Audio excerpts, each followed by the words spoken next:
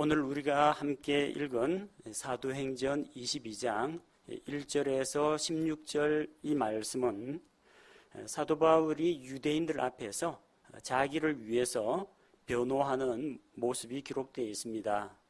이 내용은 사도 바울이 자기가 주님을 만난 지난 날을 회상하면서 자기 간증을 나누는 대목입니다. 따라서 이전에 우리가 살펴보았던 사도행전 9장 말씀과 같이 비교해서 보시면은 아마 이전에 읽었던 그리고 함께 나누었던 말씀이 기억날 겁니다. 자, 총대장에게 바울이 이야기를 했습니다. 내가 이 백성들 앞에서 이야기를 해도 되겠느냐, 발언권을 얻습니다. 그래서 바울이 허락을 받아서 백성에게 이야기를 합니다. 자, 1절에 보니까 사람들아, 형제들아, 아버지들아 그렇게 기록되어 있죠. 모여 있는 사람들이 남녀노소 여러 수많은 사람들이 모였기 때문에 우리 식으로 이야기하자면 친애하는 신사숙녀 여러분, 그 자리에 모인 모든 회중들을 다 가리켜서 부르는 유대인식 인사말입니다. 자, 바울이 히브리 말로 그렇게 사람들 앞에서 이야기를 하자 무리가 조용해집니다. 왜냐하면 자기들은 생각하기를 이 바울이라는 사람이 이방인을 데리고 예루살렘 성전에 들어갔다 그런 말을 들었는데 히브리 말, 자기 동족의 말을 듣게 된 겁니다. 그리고 조금 전까지만 하더라도 바울이 총대장에게 이야기할 때 그리스 말로 이야기를 했습니다. 그런데 자기 민족의 언어 히브리어로 이야기하는 것을 듣고는 유대인들이 잠잠해졌습니다. 동족의 말이니까 한 번쯤 들어볼 필요가 있다. 그래서 바울이 말할 수 있는 기회를 허락한 것입니다. 바울이 지난날 자기가 어떻게 해서 주님을 만나게 되었는지 소개합니다. 처음에는 자기 지난 어린 시절, 예수님을 믿기 이전, 그리고 예수님을 믿게 된 계기, 믿고 나서 달라진 자기의 모습, 이렇게 세 가지로 나누어서 소개하고 있습니다. 예수님을 만나기 전에 바울의 모습은 전형적인 유대인, 그리고 유대교 율법주의자였습니다. 진실로 나는 유대인으로, 자기는 유대인이라고 했습니다. 민족으로 따지면 유대인입니다. 지금 바울의 이야기를 듣고 있는 이 회중들하고 똑같은 사람들이라는 겁니다. 그리고 그의 태생은 길리기아의 도시 다수에서 태어났습니다. 사도 바울이 태어난 그 고향입니다. 자, 길리기아는 로마의 지배를 받으면서 로마의 영토로 편입이 되었습니다. 그리고 그 길리기아 다소라는 비교적 이 큰 도시에 있는 지역 유지들은 로마가 그 지역민들을 회유하기 위해서 로마 시민권을 부여했습니다. 당당하게 이제 자기 자신에 대해서 자부심을 가지고 있었습니다. 하나님께서 택하신 백성, 이스라엘 민족, 유대인, 그리고 그 당시 세계를 지배하고 있던 강대국 로마의 시민권을 가진 자, 이 정도만 되어도 일반적인 사람들보다는 아주 좋은 환경에서 그가 자랐다는 것을 알 수가 있습니다. 또한 그는 가말리엘의 발밑에서 자랐다 했는데, 가말리엘은 바울의 스승입니다. 유대인들 랍비들 가운데에서 아주 명성이 높은 율법 학자입니다. 가말리엘 문화에서 어릴 때부터 유대 종교의 율법과 또 조상들의 전통과 이런 모든 규례들을 배우고 성장했다는 겁니다. 그래서 조상들의 율법의 완전한 방식에 따라서 가르침을 받았고, 또 그는 열심이 있었습니다. 물론 잘못된 열심이긴 하지만 그 당시에는 적어도 자기가 하나님을 위한다는 열심이 있었습니다. 하나님을 위해서 이 나사렛 예수라는 그 이단의 괴수를 추종하는 이 무리들을 다 잡아들여야 되겠다. 아주 열성적으로 교회를 핍박했습니다.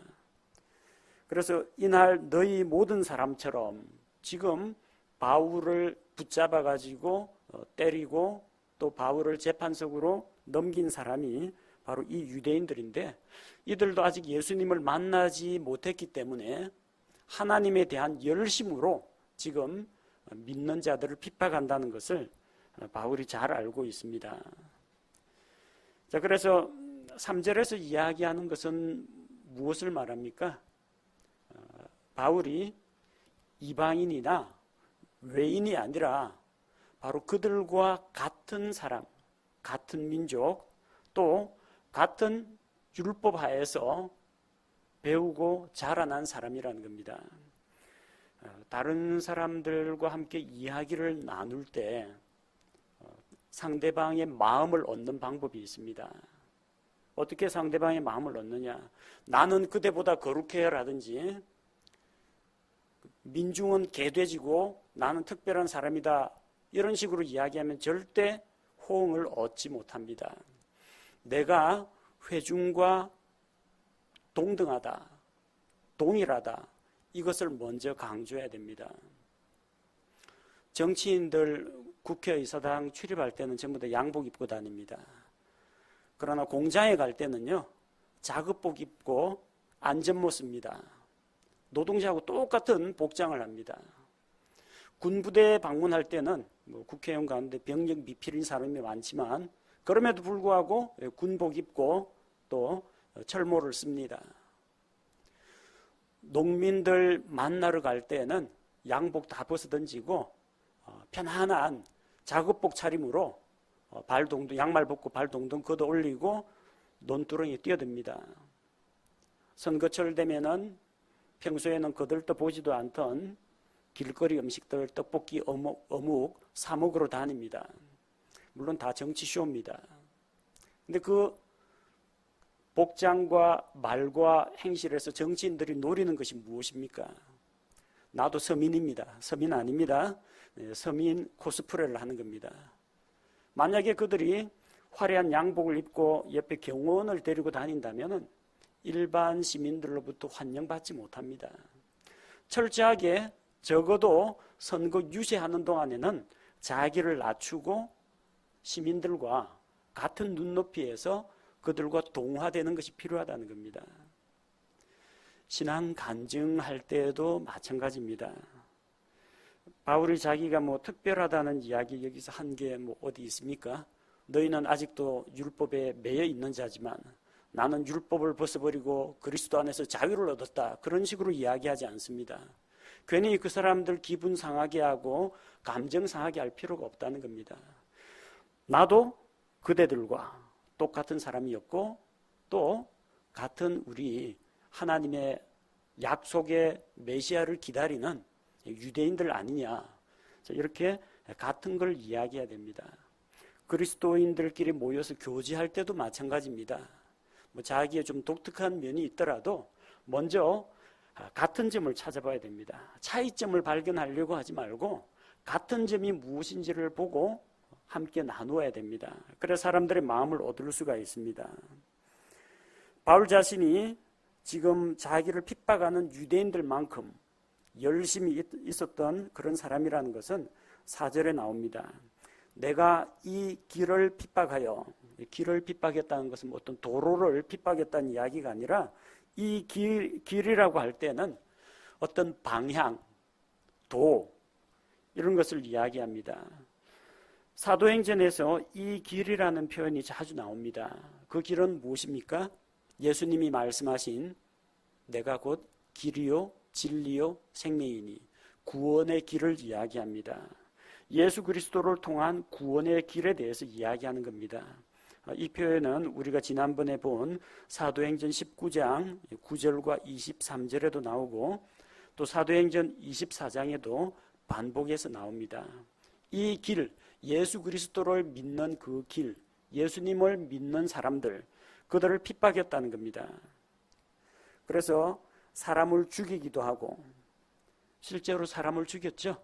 스데반이 바울이 이끄는, 사울이라고 하는 청년이 이끄는 사람들에 의해서 돌에 맞아 순교했습니다.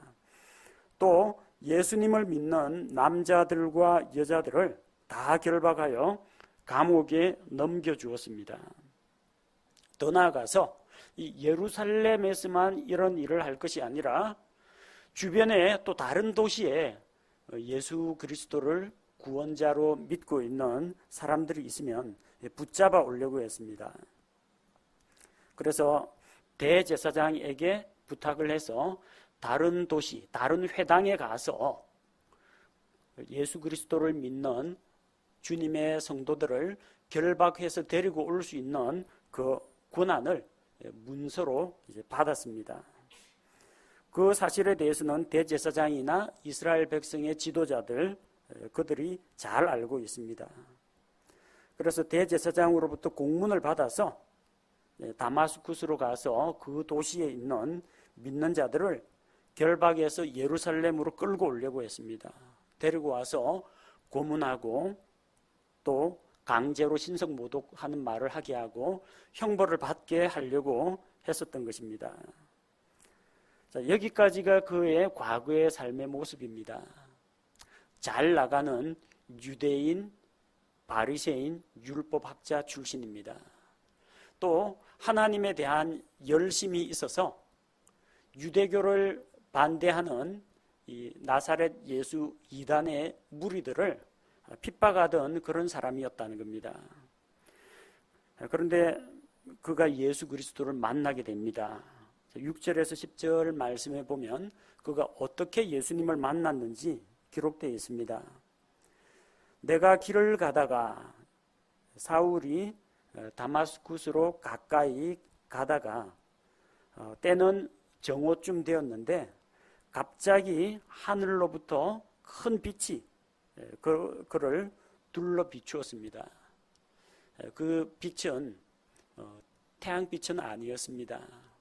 하나님에게서 나오는 영광스러운 빛이 그를 향해 비춰졌습니다. 그래서 그 엄청난 밝기의 빛과 그 영광과 위엄에 압도당해 가지고 도저히 서 있을 수가 없었습니다. 땅에 쓰러졌습니다. 그런데 땅에 쓰러졌을 때 한 음성이 있어서 그에게 이야기했습니다. 사울아, 사울아, 어찌하여 내가 나를 핍박하느냐. 이 내용은 사도행전 9장에도 나옵니다. 사울아, 사울아, 어찌하여 내가 나를 핍박하느냐. 사울은 지금까지 예수님을 핍박한 적이 없습니다. 예수님과 직접 대면했다는 그런 기록이 없어요. 사울은 누구를 핍박했습니까? 교회를 핍박했습니다. 예수님을 믿는 성도들을 핍박했습니다. 그러나 예수님께서는 자기를 핍박했다고 합니다. 내가 왜 나를 핍박하느냐? 왜 나를 믿는 나의 추종자들을 핍박하느냐? 이렇게 말씀하지 않고 나를 핍박하느냐? 이렇게 말씀하셨습니다. 이 말은 예수님을 믿는 그분의 성도들을 핍박하는 자는 곧 예수님을 핍박하는 것과 똑같다는 이야기입니다. 교회의 머리는 예수 그리스도십니다. 구원받은 우리는 예수 그리스도의 몸에 속한 그분의 지체들입니다. 그래서 몸을 때리면 누가 아파요? 머리가 아픕니다. 감각을 느낍니다. 신경을 통해 가지고 한 몸이기 때문에. 예수님께서는 성도들이 겪고 있는 그런 고난과 핍박을 바로 자기의 것으로 받아들이셨다는 겁니다. 예루살렘 교회에 큰 핍박이 일어났을 때, 또 하나님의 백성이 순교를 할 때 주님께서는 그 모든 아픔을 직접 겪으셨다는 겁니다. 성도들을 핍박하는 것은 성도들의 머리가 되시는 예수님을 핍박하는 것입니다. 그래서 사울은 주님께 묻습니다. 주여, 누구시니까? 도대체 누구십니까? 저는 누군가 하늘에 계신 이 영광스러운 분에 대해서는 한 번도 핍박한 적이 없습니다. 도대체 누구신데? 저 언제 만난 적이 있습니까? 누구십니까? 라고 물으니 그분께서 말씀하십니다. 나는 내가 핍박하는 나사렛 예수라. 주님께서 친히 사울에게 나타나서 그를 만나 주셨던 것입니다. 그때 그 주변에 있던 사람들은 참으로 그 빛을 보고 두려워했습니다. 이게 자연 광선이면 두려워할 필요가 없죠. 그런데 하늘로부터 영광스러운 빛이 비치니까 그 빛을 보고 크게 두려워했습니다. 그러나 그들은 내게 말씀하신 분의 음성은 듣지 못하였다고 기록이 되어 있습니다. 자, 그들은 그 빛을 보았다고 되어 있죠. 근데 사도행전 우리가 9장에서 보면은 그들은 사울에게 말씀하시는 분은 보지 못했습니다. 사도행전 9장 7절에서 그와 함께 길을 가던 사람들은 음성만 듣고 아무도 보지 못한 채 말을 못하고 서 있더라. 주변 사람들은 뭘 봤어요? 빛만 보았습니다. 말씀하시는 주님은 보지 못했습니다. 또 7절에 보니까 그들은 한 음성을 들었다고 했죠. 그런데 그에게 말씀하신 분의 음성은 듣지 못했다고 했습니다. 사도행전 9장 7절에 음성만 듣고 했죠. 자, 음성만 듣고 했는데 7절에 보니까 한 음성이 들렸다라고 했습니다. 그런데 그에게 말씀하신 분의 그 음성, 이후에 사울에게 주님께서 구체적으로 말씀을 하시고 지시하시고 그를 들어서 어떻게 사용하실 것인지에 대한 그 말은 주변에 있는 사람들은 듣지를 못했다는 겁니다. 자, 주님께서 자기를 계시하셨습니다. 나는 내가 핍박하는 나사렛 예수라. 자, 그러자 바울이 이제 그 당시 이제 사울이라고 했죠. 두 번째 질문을 합니다. 주여, 내가 무엇을 하여야 하리까? 주님께서 가르쳐 주십니다. 일어나서 다마스쿠스로 들어가라. 그러면 내가 하도록 정해놓은 모든 일을 거기에서 듣게 될 것이라고 말씀하셨습니다.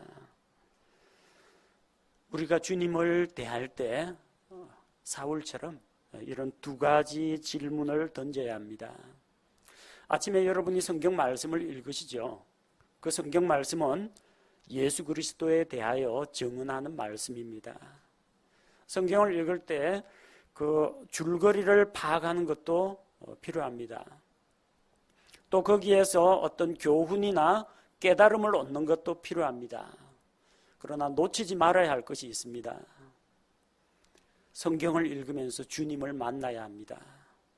어느 성경 구절을 읽든지 이런 질문을 던져보시기 바랍니다. 주여, 누구시니까? 주님, 주님은 누구십니까? 어떤 분이십니까?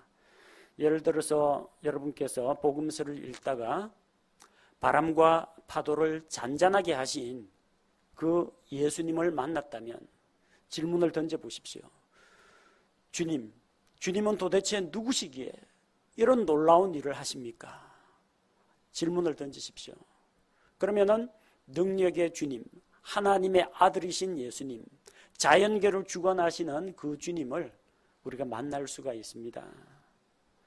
시편 기자처럼 밤하늘에 있는 별들과 또 해와 달과 별과 산천 초목을 볼 때 도대체 이 놀라운 자연 세계를, 우주를 만드신 분은 누구실까? 시편 기자가 감탄하며 하나님께 영광을 돌리는 대목이 나옵니다. 여러분이 그런 말씀을 읽을 때 주님 누구십니까? 그러면 답을 발견할 수 있습니다.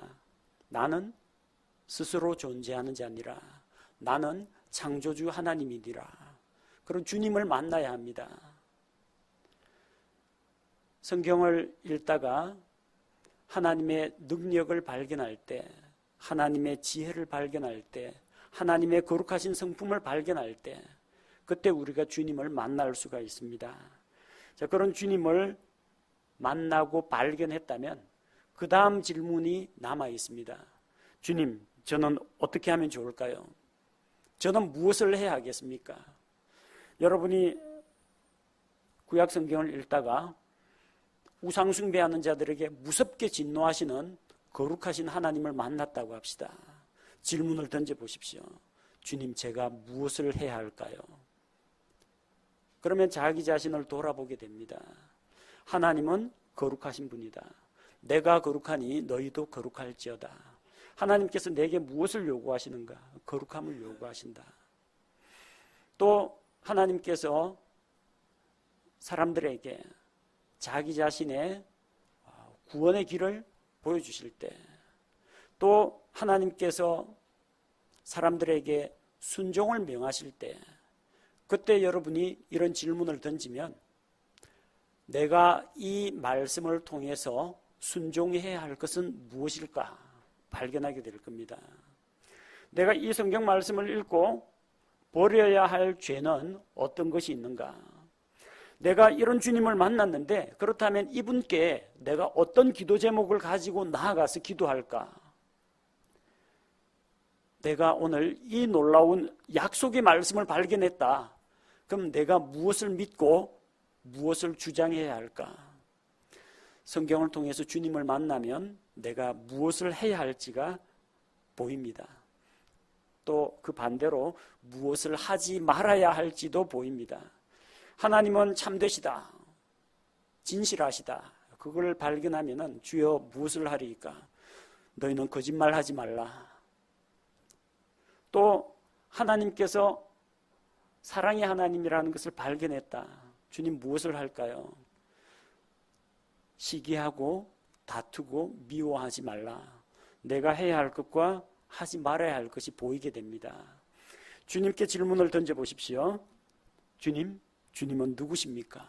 주님은 어떤 분이십니까? 주님은 나에게 무엇을 요구하십니까? 내가 어떻게 하기를 원하십니까? 그런 질문을 던질 때 하나님께 구체적으로 순종할 수 있는 길이 열리게 됩니다.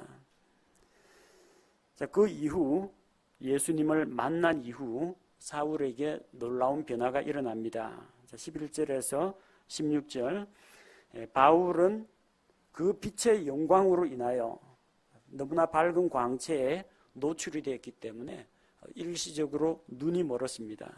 앞을 볼 수가 없었습니다. 그래서 자기 일행의 부축을 받아가지고 다마스쿠스 도시 안으로 들어갔습니다. 자, 그런데 그 도시에 누가 있었느냐 하면 아나니아라는 사람이 있었습니다. 이름이 같다고 혼동하시면 안 됩니다. 사도행전 5장에 나오는 부부가 합심하여 하나님께 거짓말을 한 아나니아와 삽비라하고는 관계가 없는 인물입니다. 이 아나니아는 다마스쿠스에 있는 아나니아입니다. 그는 율법에 따라 독실한 사람이고 그 지역 유대인에게 평판이 좋은 사람입니다. 그런데 그가 예수 그리스도를 믿고 구원받은 성도가 되었습니다. 그가 기도하는 과정에서 주님께서 아나니아에게 말씀하셨습니다. 가서 사울이라고 하는 청년에게 가서 기도하여 그의 눈을 뜨게 해주고 또 그에게 하나님께서 장차 맡길 사명에 대해서 일러주도록 했습니다. 자, 그래서 13절에 보니까 아나니아가 사울을 찾아가죠. 처음에는 안 가려고 했습니다. 사도행전 9장에 보면은 제가 주님 이 사람에 대해서 아는데 예루살렘에서 교회를 핍박하던 사람입니다. 그리고 이 도시까지 찾아온 이유도 주님을 믿는 주님의 성도들을 붙잡아 가려고 온 사람입니다. 꺼려졌습니다. 잘못하면은 자기도 붙잡혀 갈 수가 있습니다. 또 지금 눈이 멀었으니까 지금 이 사람이 마음이 좀 약해지고 유순해져 있지, 눈 뜨게 되면 또 본색을 드러내 가지고 다마스쿠스 지역에 있는 성도들을 대대적으로 핍박할 수도 있는 사람입니다. 그래서 주저하는데 주님께서 두려워하지 말고 가라고 말씀하셨습니다. 그리고 이 사울이라는 청년에게는 앞으로 그가 얼마나 많은 일들을 주님을 위해서 고난을 받고 주님을 위해서 얼마나 많은 일들을 해야 하는지 환상 가운데에서 그에게 보여주셨습니다. 자, 그래서 이제 그가 시력을 회복하게 됩니다. 형제 사울아 내 시력을 받으라 하매 그 즉시로 내가 그를 쳐다보았노라. 눈을 뜨게 되었다는 겁니다. 사도들에게만 이런 기적들이 일어난 것이 아니라 주님께서 이제 아나니아를 통해서 이런 치유의 기적이 일어나도록 허락해 주신 것입니다. 우리가 지난번 21장 읽을 때는 21장 40절에 보니까 바울이 계단 위에 서서 백성에게 손짓하여 조용하게 하고 말을 했다고 하죠.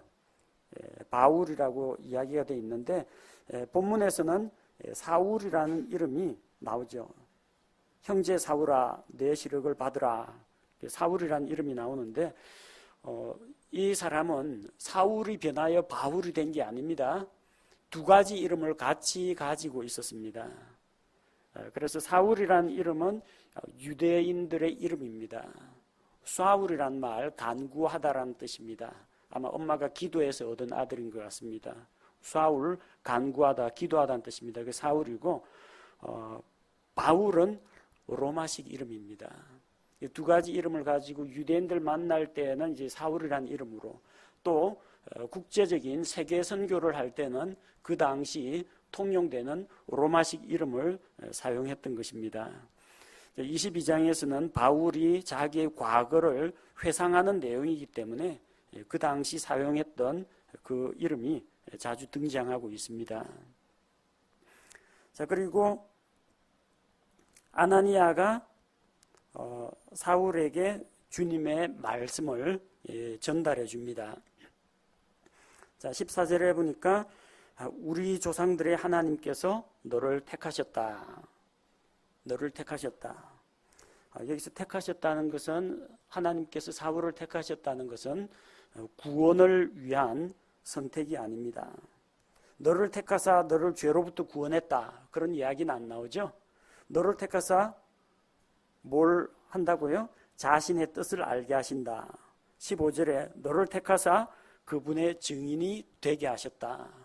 자, 이 선택은 구원을 위한 선택이 아닙니다. 창세전에 너를 택하사 너를 구원하신다 그런 이야기가 아닙니다. 구원을 위한 선택이 아니라 이것은 사역을 위한 선택입니다. 사울이라는 청년에게 이방인들을 향하여 복음을 전하는 사도가 되도록 일을 맡기기 위해서 선택하신 것입니다.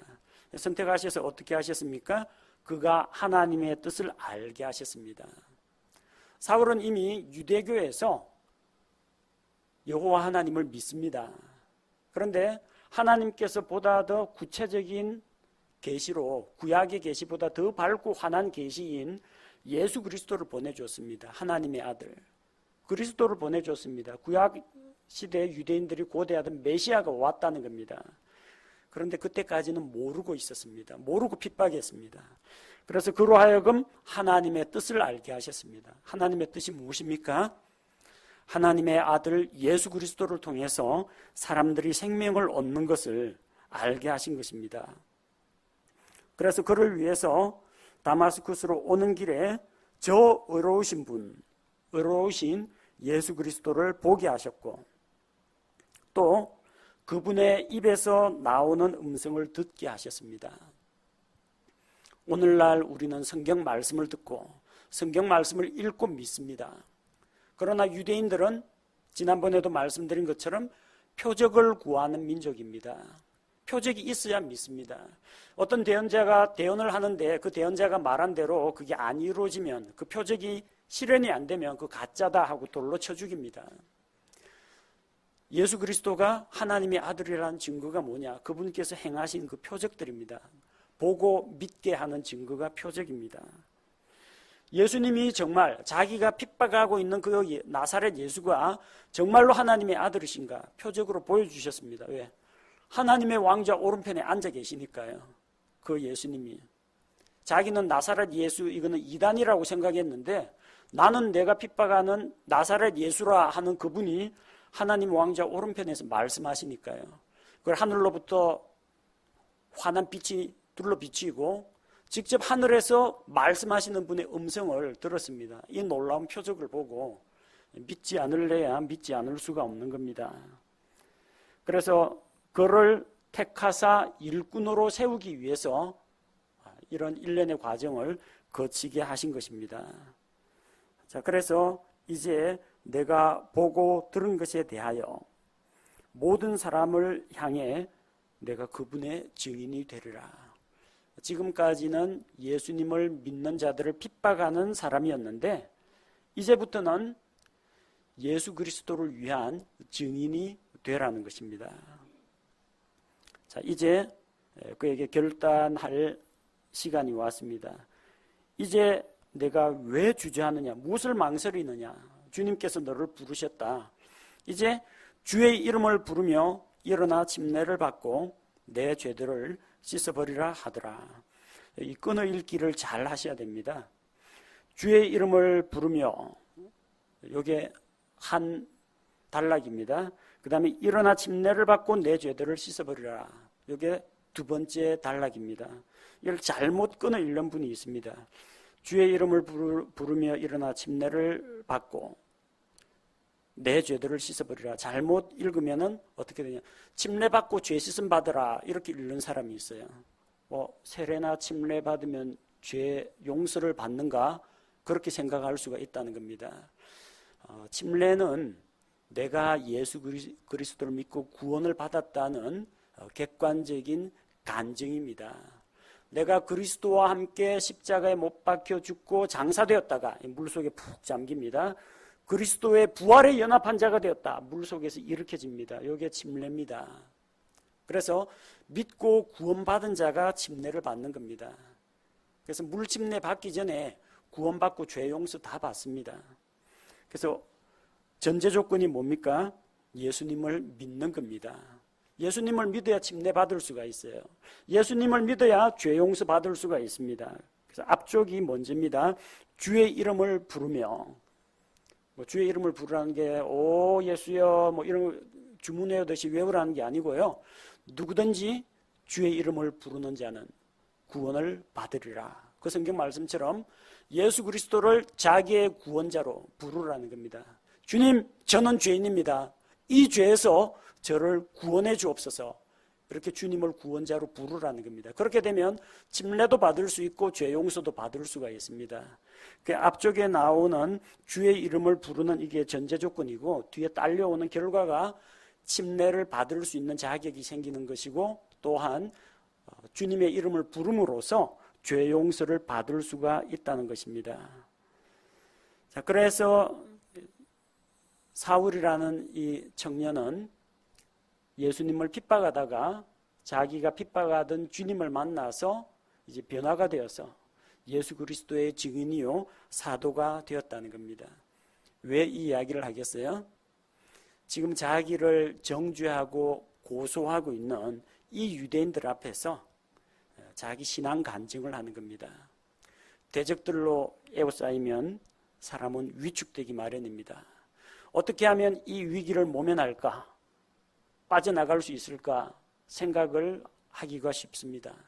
혹은 그들이 듣기 좋은 말을 해서 나도 유대인이고 할례 받았고 율법주의자고 해서 적절히 자기를 감추고 변호해서 슬그머니 빠져나갈 기회를 찾을 수도 있습니다. 그러나 이 적대적인 관계 속에서도 사울은 무엇을 했습니까? 전도했습니다. 자기 자신을 하나하나 소개하면서 예수님 믿기 전 예수님을 믿게 된 계기, 믿고 나서 달라진 나의 모습, 대적들 앞에서 자기 신앙 간증을 하며 간접적으로 예수 그리스도께서 구원자가 되신다. 우리 조상들이 그토록 기다리던 메시아가 되신다.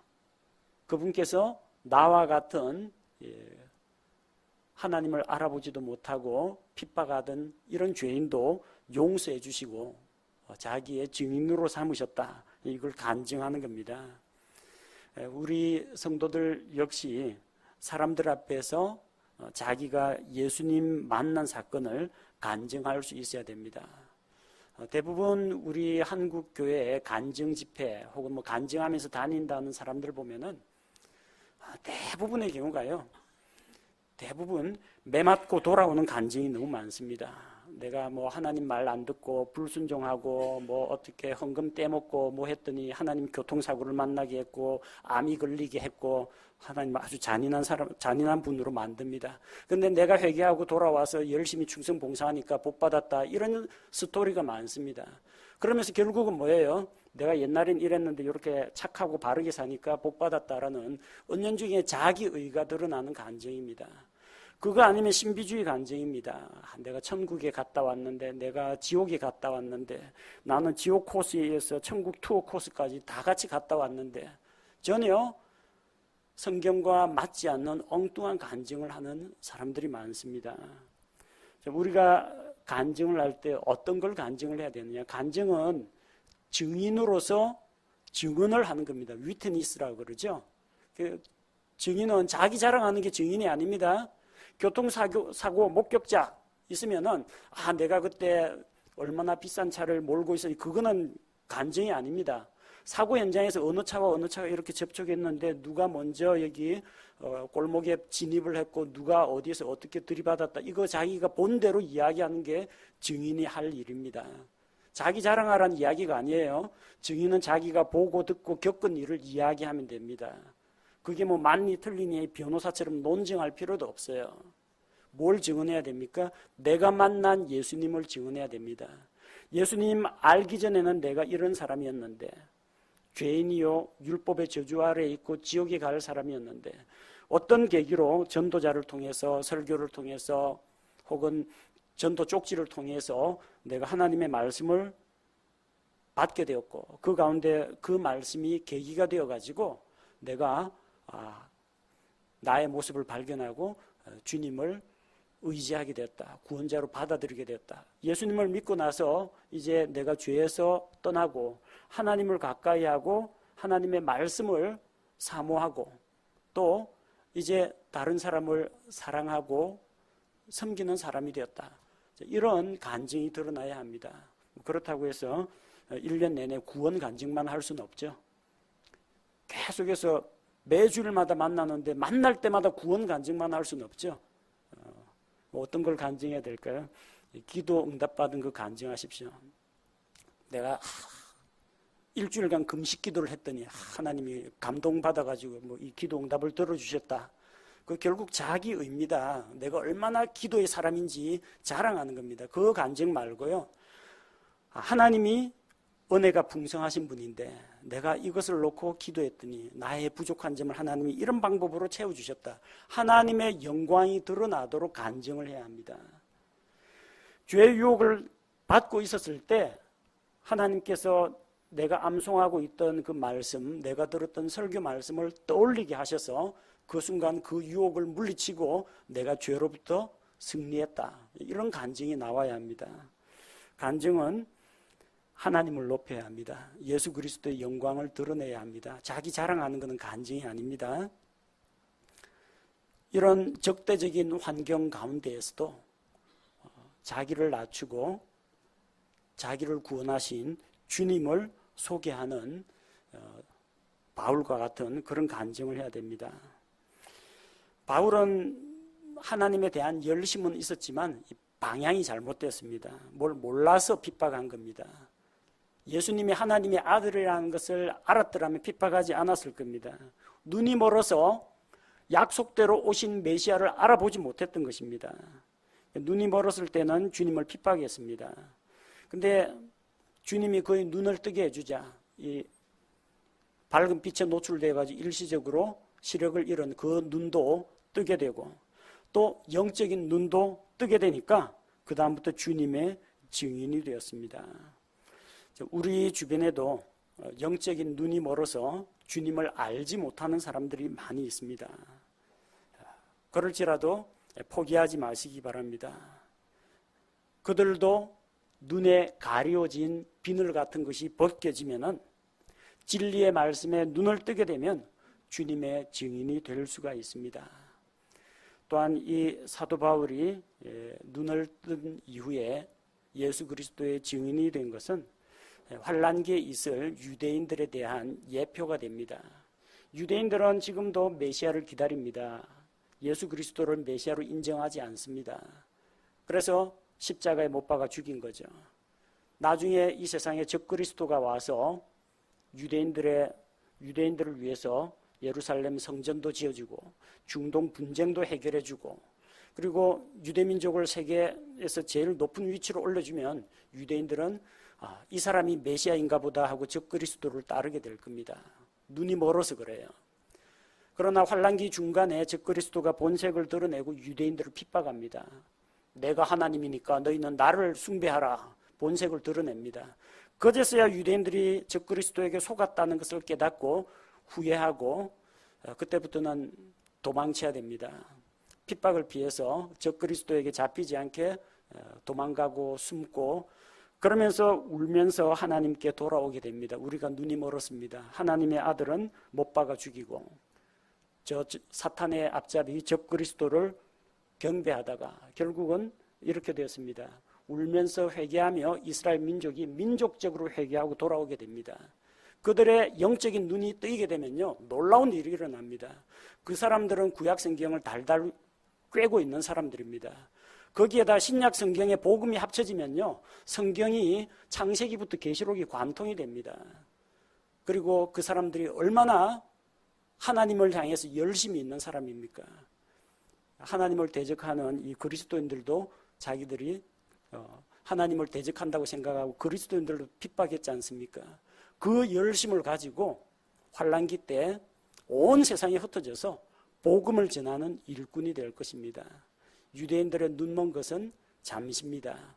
교회가 휴거된 이후에 유대인들이 눈을 뜨고 주님께 돌아오면 놀라운 기적이 일어납니다. 마치 사울이 눈을 뜨고 주님의 증인이 된 것과 똑같은 놀라운 역사가 일어나게 될 것입니다.